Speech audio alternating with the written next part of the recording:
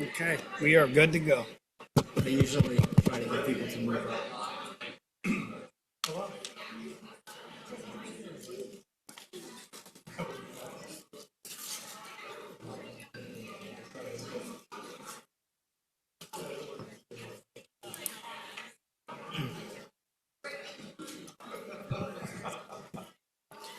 Good afternoon, everybody.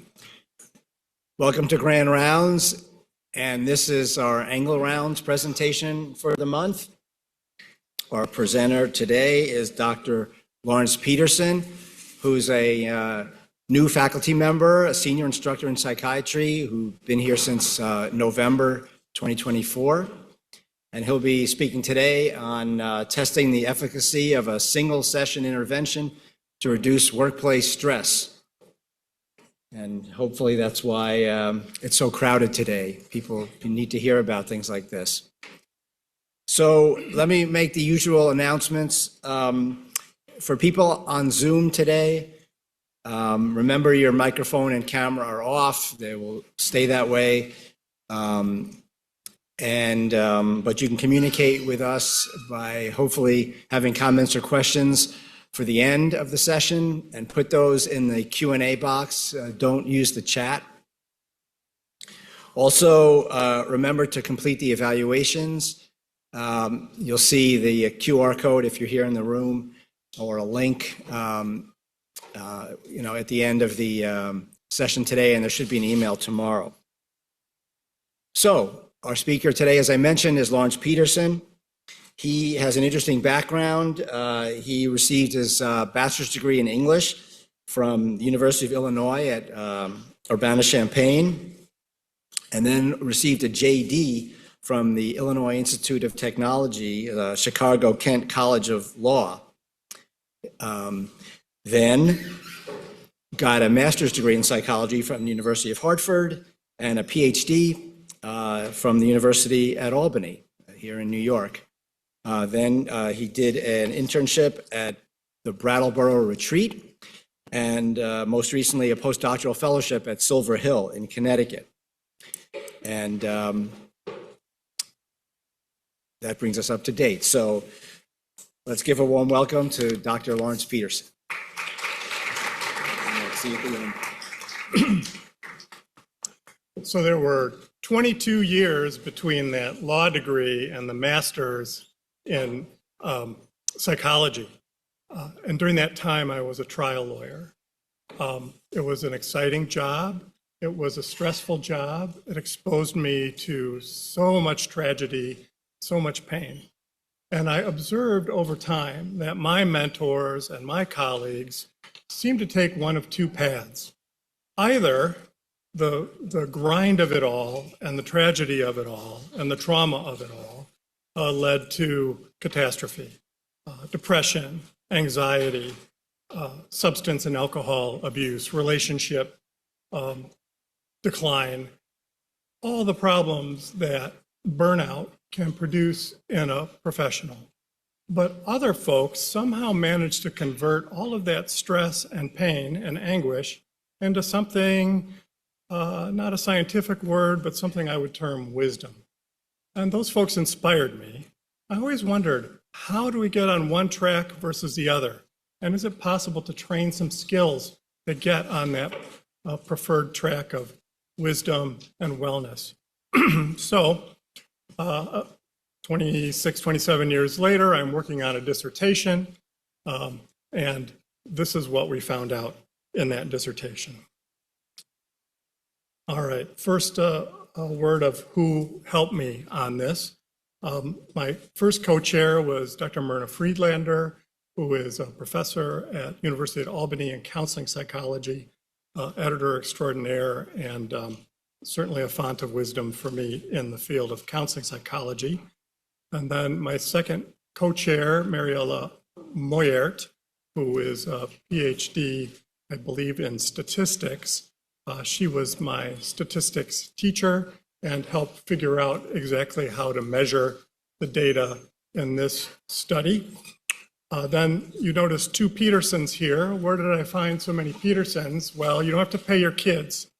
If they can help you on your dissertation. So my son Cole is an IT guy at Cigna Insurance, and without him, I would not have been able to collect the data. I would not have been able to make the computers send text messages to my participants every day, asking them how they're doing. I wouldn't have been able to get that data fed into a spreadsheet correctly to do the analyses that Dr. Moyert helped me with. So hats off to my son Cole. And then my daughter Emily is going to graduate from the same doctoral program as I graduated from next year, I think, at University of Albany Counseling Psychology. So she was able to help me enormously with designing the specifics of the intervention. So it was brief, but also covered all the bases. So thanks to all of these folks. I'm indebted to all of them forever. We have a little outline here. I won't spend a ton of time on this, but first, ultimately, this is about professionals in distress and the need for a brief intervention for professionals in high distress fields. I would add high distress and high meaning fields. It's a focused acceptance and commitment therapy intervention. So people are most likely familiar with acceptance and commitment therapy, which is reasonably well known.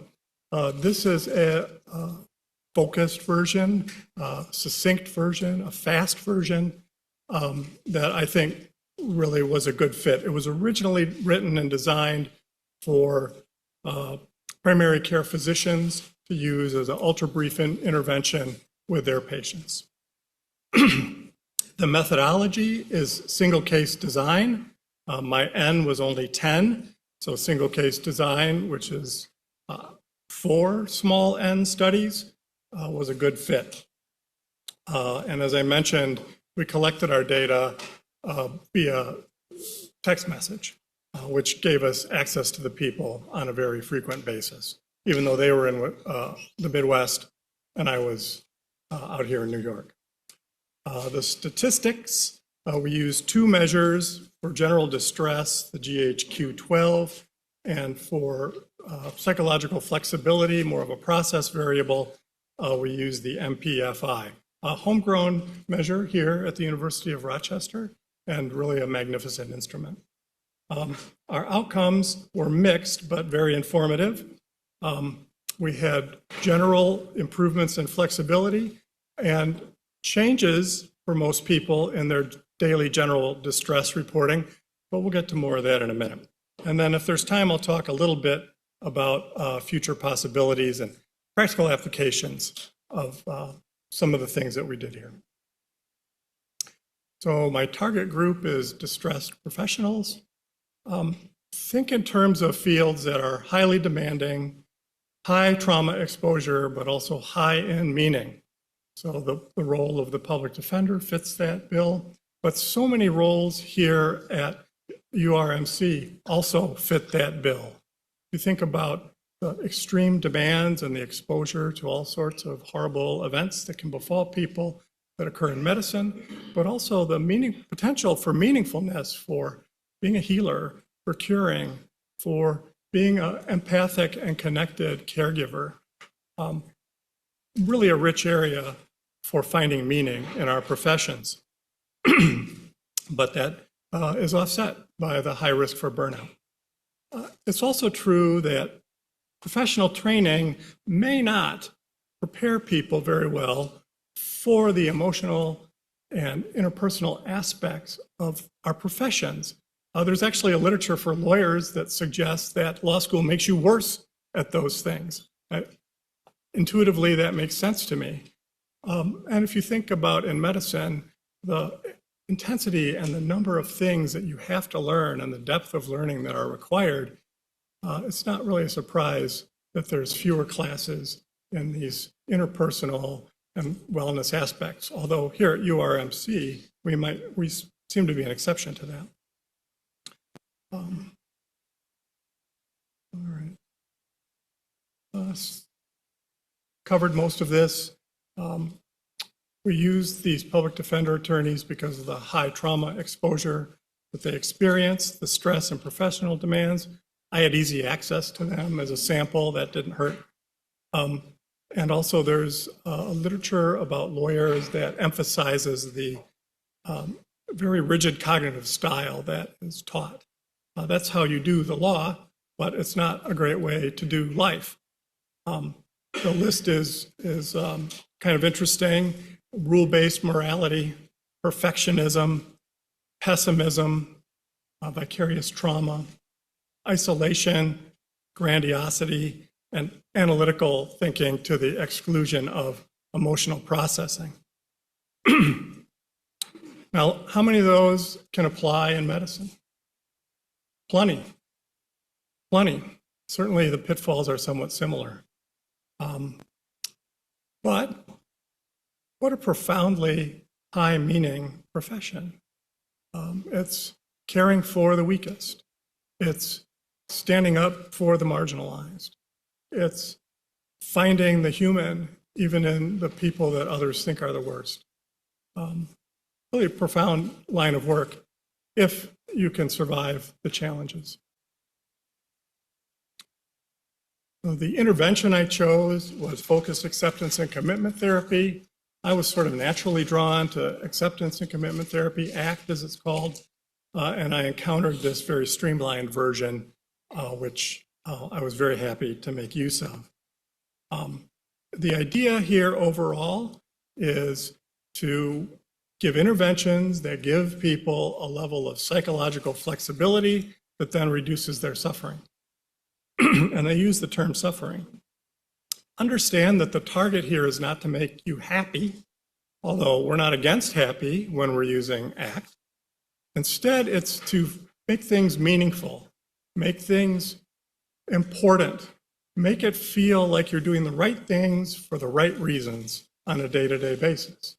If you have that experience, then even if you have a terrible day, where it's mostly failures, if you were doing the right thing for the right reasons, you can feel good about what you were doing, and that can give you a level of satisfaction and, let's say, equanimity that will serve you very well.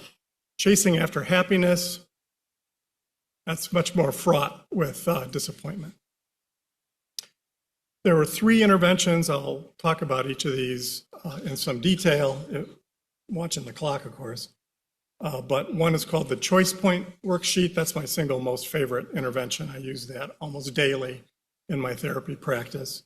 Values exploration, which is a reflective process that you do outside the moment so that in the moment you know what's important to you. And then something called the hard worksheet, which is a way to find which pitfalls we're stumbling in currently. These are the 3 pillars of FACT. I loved this when I came across it as I was developing intervention for lawyers, because that sure looks like a courthouse. The 3 pillars are openness, awareness, and engagement. Now, in the full model of ACT, there's actually 6.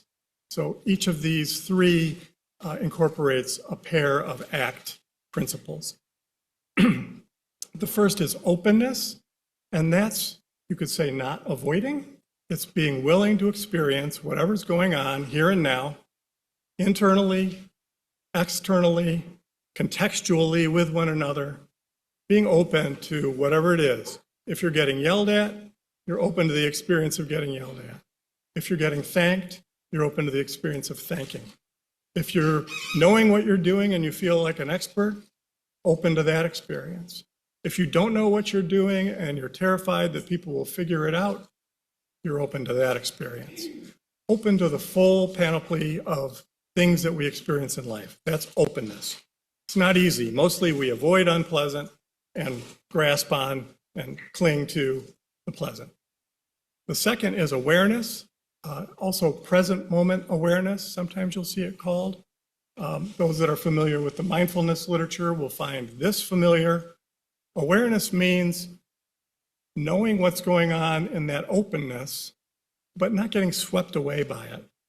So if, for example, I'm terrified about giving a speech to a bunch of people that I don't know, then I'm open to that experience, but I don't let myself get swept away by all those anxious stories I'm telling myself in advance.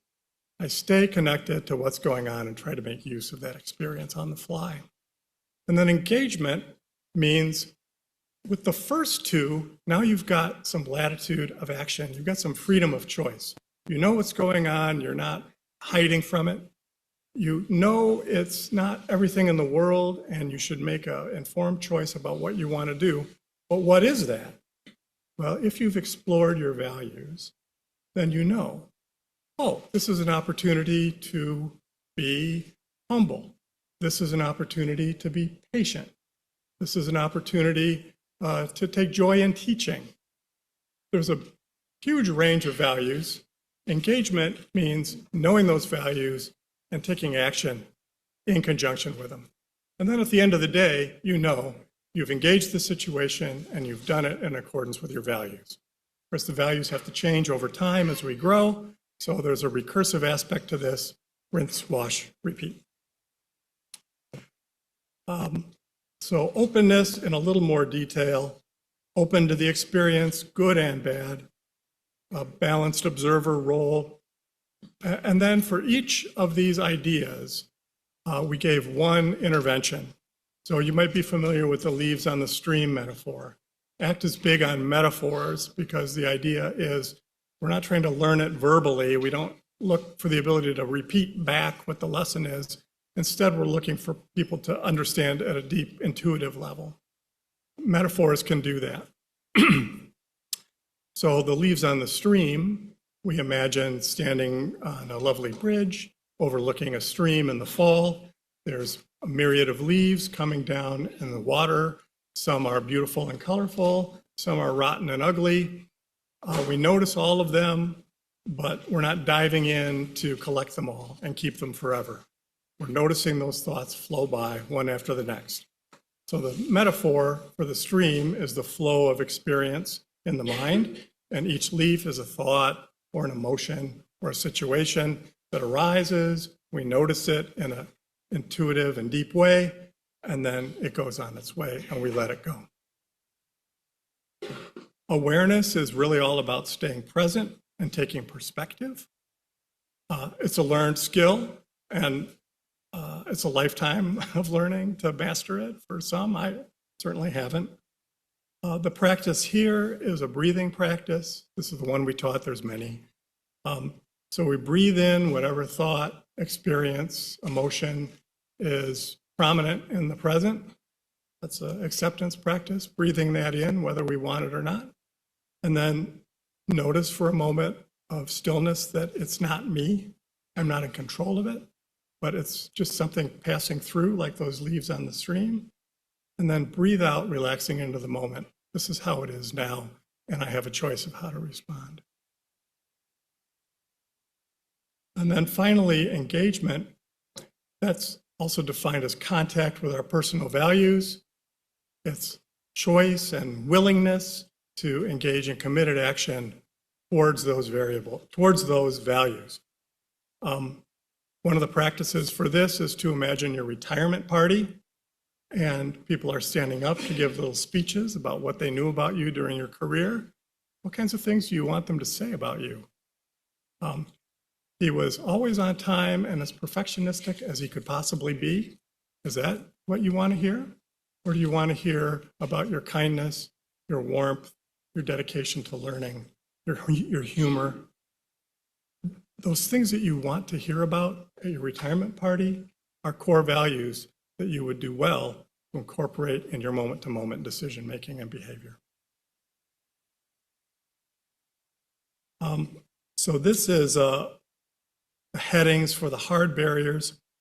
Basically, I will go through each of these with each participant and identify in their life what they do or don't do that connects to these pitfalls.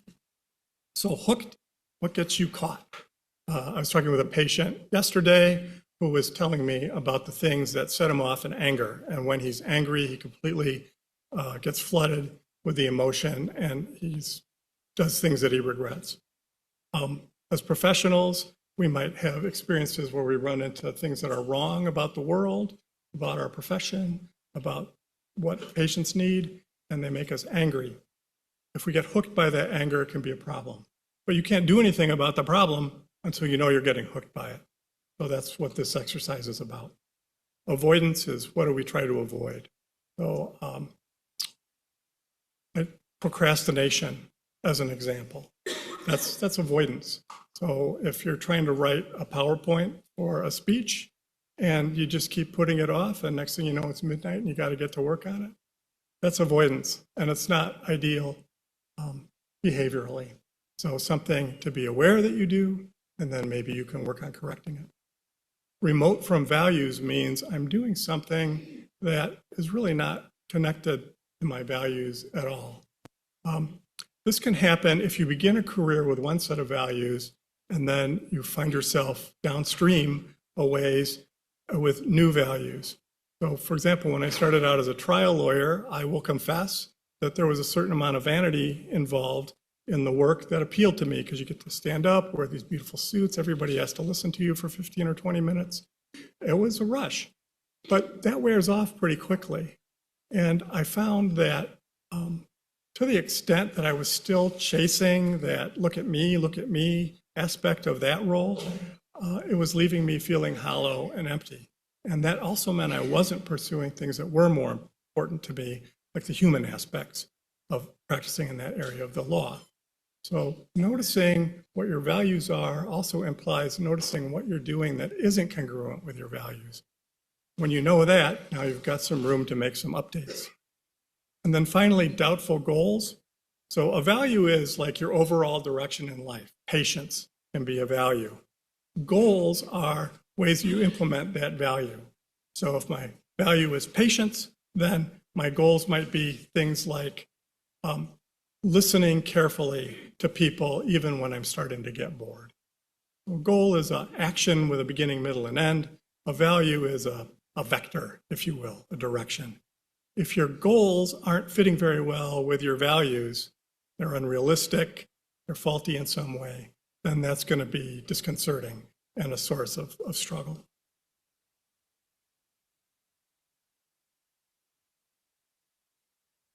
This would be for the 2-hour version.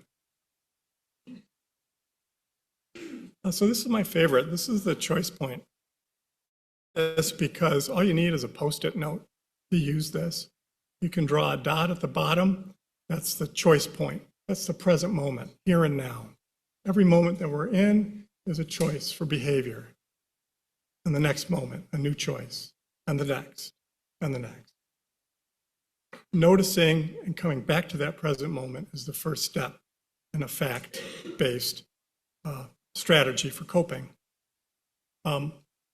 This has great application for people with substance problems, right? If they have a period of sobriety and then they slip up, knowing that the choice point is always new, there's a constant stream of do-overs and restarts, that can be really a helpful frame for people. And then you notice in the situation, what are your options?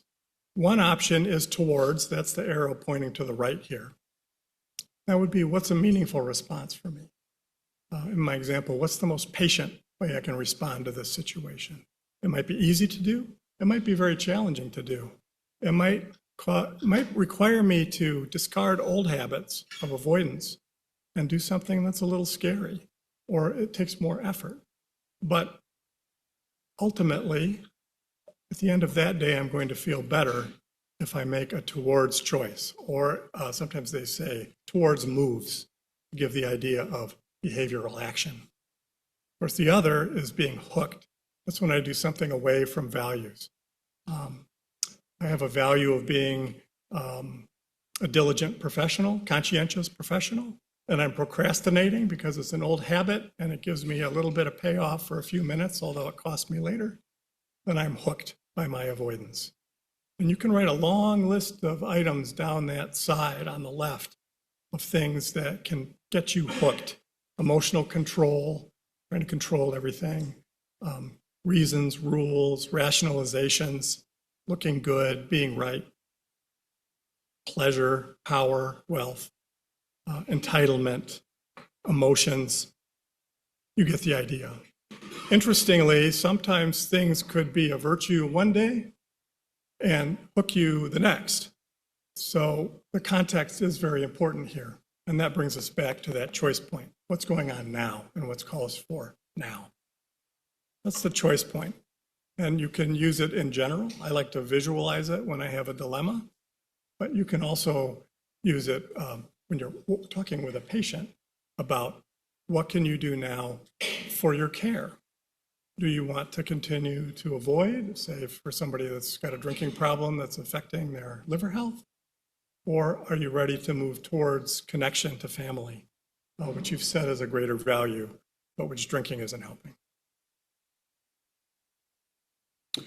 All right, that's the intervention. Here's the methodology. This is single case design. It's not just one case. In fact, if I replicated this study with 100 people, I'd have more statistical power, and I could probably do a mediation assessment. And it's not really a case study in that sense. Instead, so it's kind of a misnomer, to be honest with you. Instead, it's using sequential longitudinal data from one individual and then using an intervention at some point in that string of measurement, and then looking at the string of measurement to see if the intervention has an effect on what's being measured. And if it has an effect on what's being measured, then from that, we hopefully can infer that it's having an effect on the person. So these are two. I'll show you. I have 10 of these. Well, 10 plus one that didn't work. But you can see along the bottom, that's the day in the study. So the first day of the study is day 0. The last day of the study was day 75, I think. And then we kept track of each person. So Amy up at the top was on day, I don't know, that's probably day 28 was her intervention. And then maybe a week later, 40 some, 2 weeks, was Farah. You can see in blue, that's called the baseline phase. They haven't had any intervention. They're just getting the daily distress questionnaire through their text messages and giving us those answers. On this scale, high is high stress, high distress. Low is low distress. And you can see Amy, the dotted line is the intervention. You can see before that, big ups and downs and some really terrible days. 24 is actually the cutoff.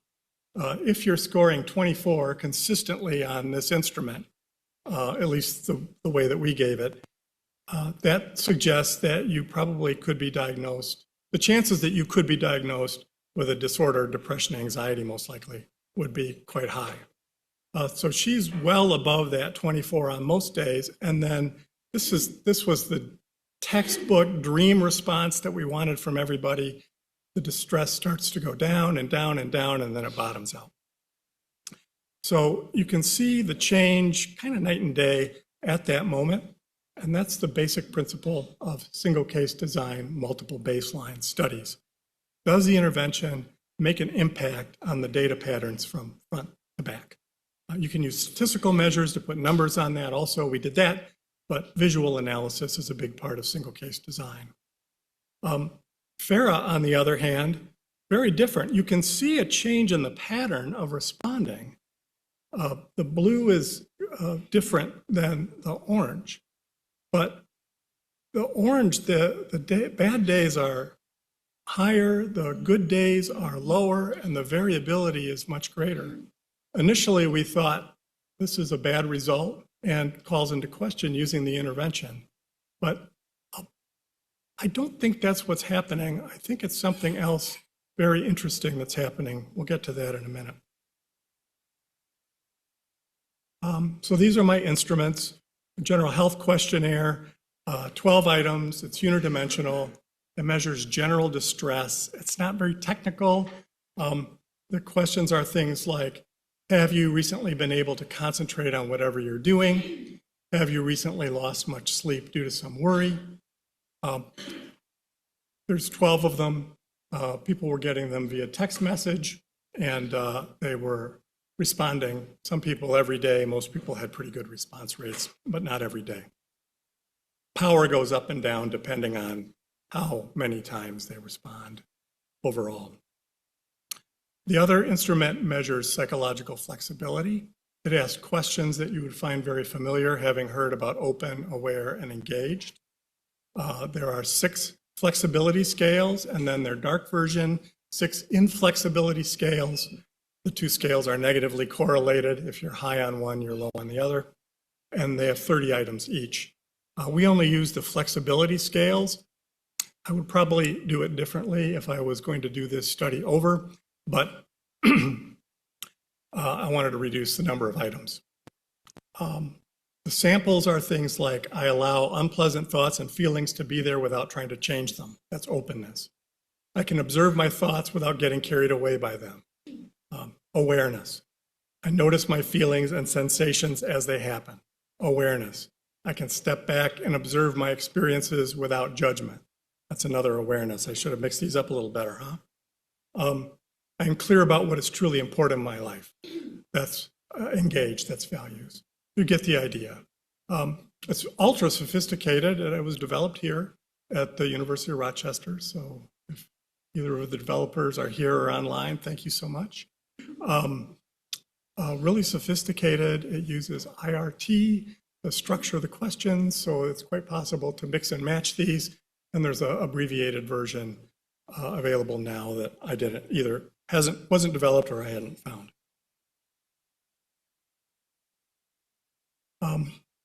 So the analysis of each person's data set starts with visual. So we look for a change in level. So with Amy, you can see in the beginning, the highs are higher. And then after that intervention, they're lower. That's a change in level. You look for changes in trend. Does the person have an upward trend in distress, a downward trend? Is it flat? So Amy was relatively flat. I mean, there were a lot of ups and downs, but it was a stable pattern in the baseline phase. And then there's a downward trend in the intervention phase. How much variability? You can see a big change in variability from the beginning to the end. Is it consistent between the one or the other? And how much overlap between the data sets? Some people might have distress only at the very high level at the beginning and distress only at the very low level afterwards. And then we would say there's not much overlap because their points before and after are at different levels. There are 2 non-parametric because we have a small n here. We favor parametric assessments, which because we don't have normalcy in our data. So the first is non-overlap of all pairs. That gives you a number, so a percentage of how much overlap there is between the 2 halves of the data. And then there's a standardized mean difference, which gives you exactly what it sounds like, a statistical measure of what's different between the one or the other. That was average distress. We did a regression analysis as well. And then for the flexibility data, we did the Wilcoxon signed rank test, which is also non-parametric. So here's everybody.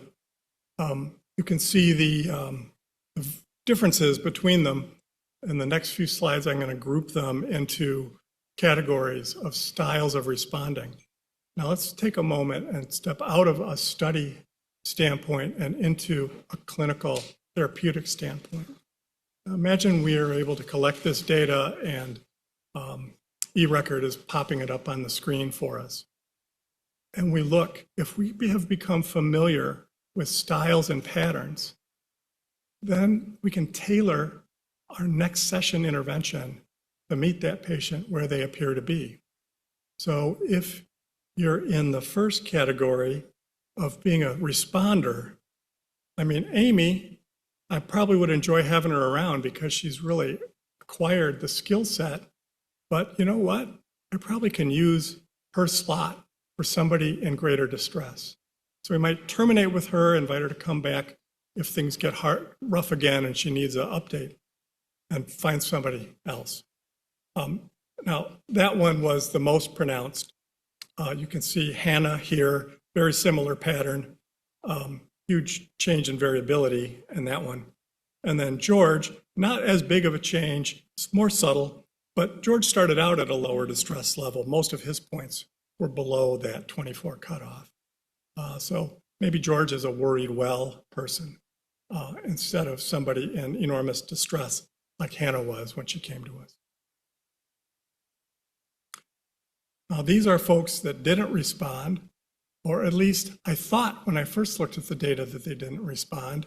You can see that the level of distress is either about the same or maybe a little higher.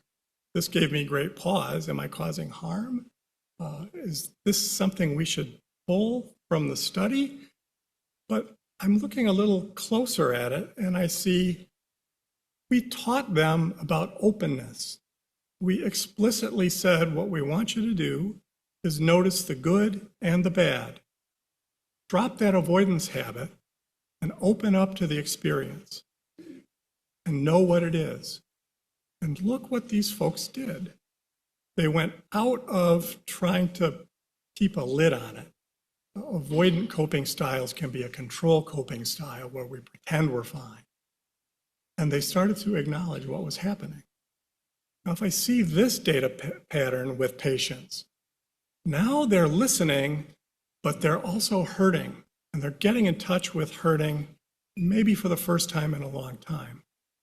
Well, for these folks, we might tailor their intervention to see them more often, to give them more coping skills, to reinforce the noticing of the good in life, as well as the hurt in life. I think that's what this data is actually telling us. And if that's right, if I'm correct about that, and I sadly did not ask the IRB for permission to go back and interview people afterward. But if I'm correct about that, then these people are also responding just in a little different way than the people in that first category. And then, of course, there were people that really didn't respond. John was, if you saw John's data without the blue versus orange, without the dotted line showing when the intervention was, you wouldn't be able to guess what day the intervention was on. He wasn't ready for it. He wasn't ripe for it. He didn't like it. I made him mad. Who knows why it didn't work for John, but that's a non-responder.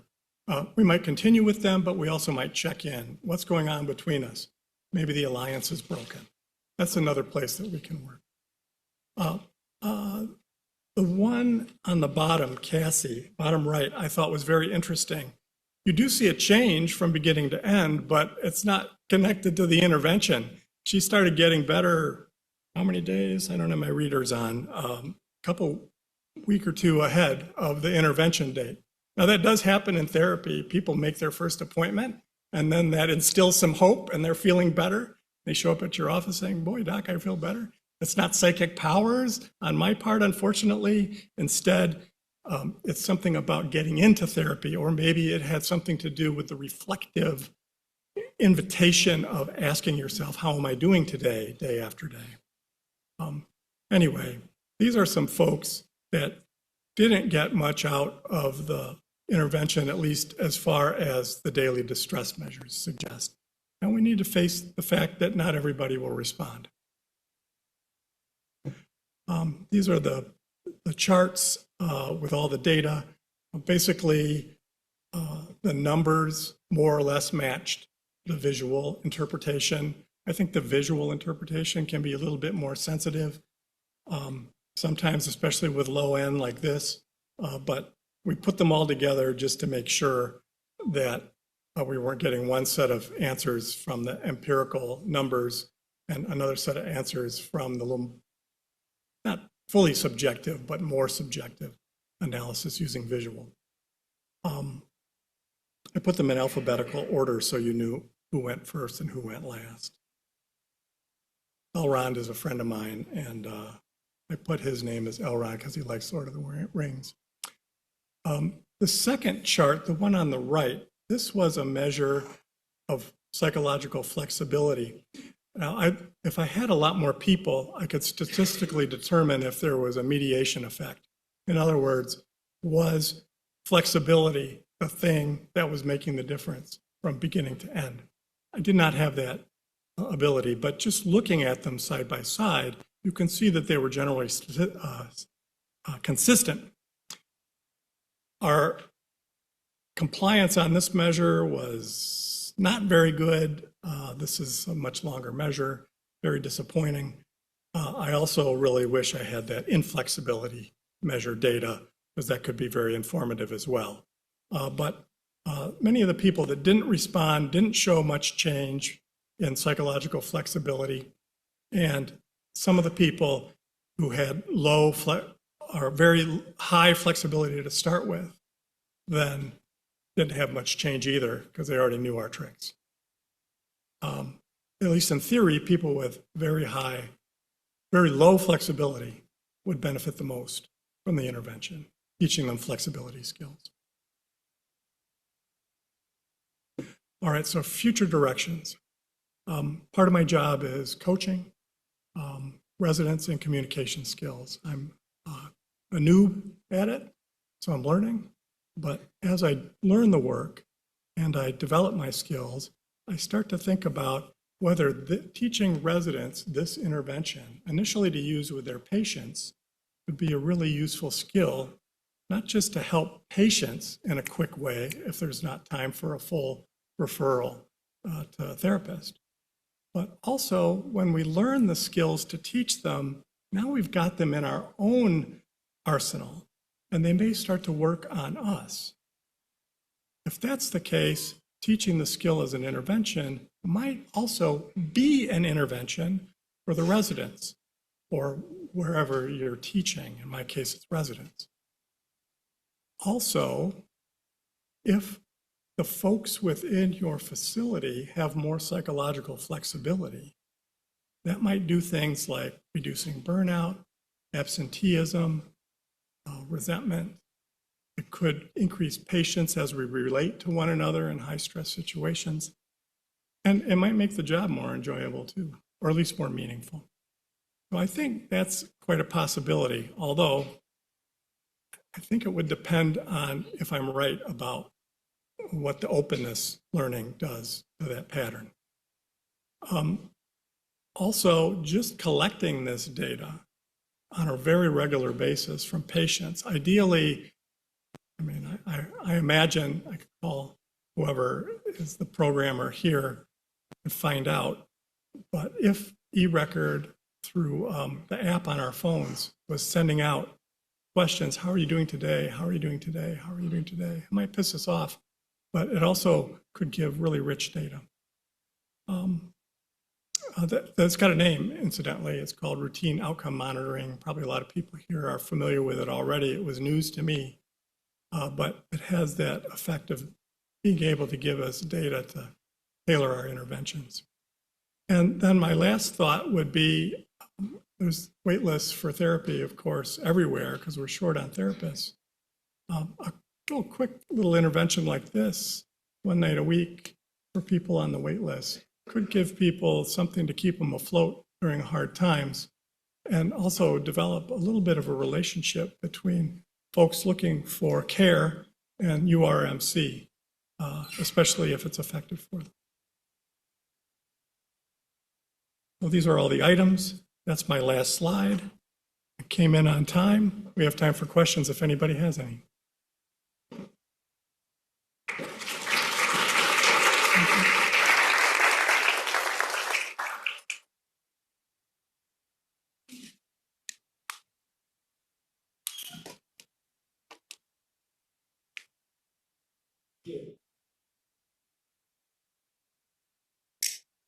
Yeah, that was very interesting.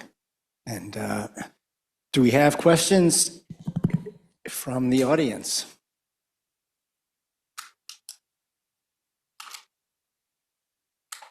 Well, I'll ask a question. You know, if you could do this once, why not do it 2 or 3 times? And would you expect a larger effect once maybe people are more used to it? Mm-hmm. You mean do the intervention multiple times? Mm-hmm. Yeah, absolutely. It's a recursive process. The intervention was designed to use one of the 3 in each meeting. So if I'm the primary care physician and my patient is depressed and I'm giving them an antidepressant prescription, It's mild enough that either they're not interested or not available for therapy. I'm going to do this intervention to give them a leg up. So the first time I see them, I might do open. The second time I see them, I'll do aware. Third time I see them, I do engaged. If I have data set like this, instead of just doing them in a certain order, I might pick which intervention fits the pattern that the person is displaying in their data. You would expect to see improvement each time, right? They'll get better over time, but that isn't how the world works. So if they're doing okay and then they improve and then they lose their job and then they come back and now they're back high distress, now you're going to change that intervention. The values for work are different than the values, say, for job hunting. Okay, thanks. To answer your question? Another question. I do have a question. It's actually more of a comment and an invitation, I think. What this talk reminded me of is how dynamic therapy can be when you're actually using patient-reported data on a more regular basis. So some long time ago, and if Sally Rousseau is on the call, I'm sure she remembers this, using something like the session rating outcomes or the, what's the other one? SRO, and there's two of them side by side, but essentially inviting more of a standardized check-in prior to every visit, both so that you can tailor what happens in the course of that particular day's intervention, but also gauge how somebody is doing over time. If we're not using measurement, it's very difficult to know whether somebody's not getting better because of us, because of them, because of whatever else. So I just want to echo how exciting it is to use something like this and to encourage you to continue to advocate for EPIC to give us some of these data as long as we're willing to invite patients to share it with us. Yeah, if I could add one additional measure to this pair, it would be a measure of the therapeutic alliance. So how well is the therapist connecting with the patient, or how well is the physician connecting with the patient? Because that can drive all kinds of improvements in outcome if there's a strong connection and trust. Jennifer? Sure.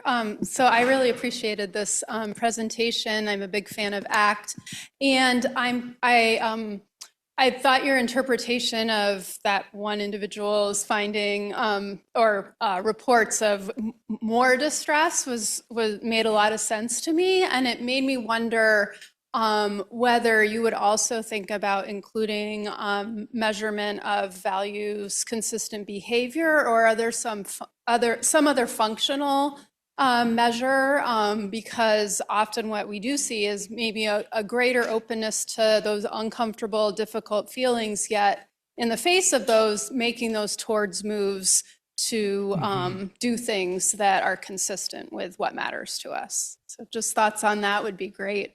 Thank you. That's a fantastic idea.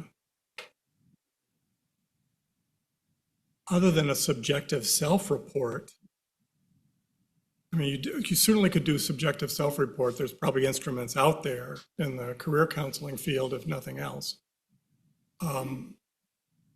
Objectively, that's a tough one. I mean, you could get collateral reports, compare people's performance reviews. I don't think I want my performance reviews going to I don't want my therapist data going to my boss for sure. So that one's a little bit of a tough one, other than the obvious. But yes, to measure all of these things would give us insights that we wouldn't have had otherwise without the data. Okay, we have a question from someone who attended on Zoom. This question is, what's the format you use for teaching the residents? Are you teaching them to do the intervention used in the study? Or is it didactics on ACT or something else? Haven't started yet, so we're figuring out how best to do it. But I think the way that I was taught that was most effective was practice and role play. I taught a course in this content to master's level students last summer. Some of these interventions are kind of awkward when you read them. But when you do them in person, you can sort of see them working. And there's also fluency that builds. So I think role play is going to be a big part of it. Because if the teacher doesn't get it at the intuitive level, they're certainly not going to be able to get it across to the student or the patient. Okay. Question? Yes, hello. So in my counseling experience, which has been more SUD-driven, which I think this is probably more universal than that, I think our biggest challenge from a change management perspective is there's sometimes a really big gap between like conceptually understanding, like taking the step back, accepting, leaves in the stream, and in the moment of distress, being able to like create that pause opportunity. So I guess I'm thinking, my general thoughts about this are there pieces of your intervention that really speak to that aspect, about that kind of Herculean gap between conceptual understanding and in the moment understanding, or do you see that as an opportunity more for like future direction? Yeah. So I would say, it's not in the slides. I don't know that it's in the manual, but the 3 ways that I try to address that. First, I acknowledge how universal it is to be completely lost in the moment on autopilot all day, every day, and how hard it is to get out of that mode. Acknowledge that. It's real. The second is to fish around and find an example where you were present in the moment and you did say, aha, my kid was finger painting on the kitchen wall. I almost blew my stack, but then I remembered what it's like to be a child and the joy of painting, and I had a different reaction. They still got grounded. Then you can say, aha, I did it. What was special about that? How did it feel afterwards? Get some reinforcement that way, and then hopefully it increases. It does take a ton of effort. I wonder if the daily ping from our study could serve as a reminder, especially if we ask some psychological flexibility or inflexibility questions. I said there were 3 things. What was the 3rd thing? Reinforcing. Oh, and then role-playing it in our sessions. Oh, Tara. Hi. I actually have to run to another meeting, so I'm going to make this fast, sorry. There's an initiative, I think, at the hospital. Definitely some of us feel very passionately about this, of embedding psychologists into different clinical services to help, in part, with staff wellness. And I think a lot about my role as a psychologist and the staff wellness kind of drive. I just wanted to put a plug in thinking about maybe group modifications of this intervention piloted with staff and clinical teams, because I think there's a real need. And as an ACT therapist myself, I could definitely see the utility in thinking about something like that for future directions as well. Yeah, how reinforcing and powerful might it be if the language and the habits and the practices and the mindfulness of this model became routine in the communication within the department? That'd probably be a pretty nice department to visit. Okay, as a final comment, I want to just mention in the Department of Psychiatry, we have a scholarship seminar that meets every 2 months. And the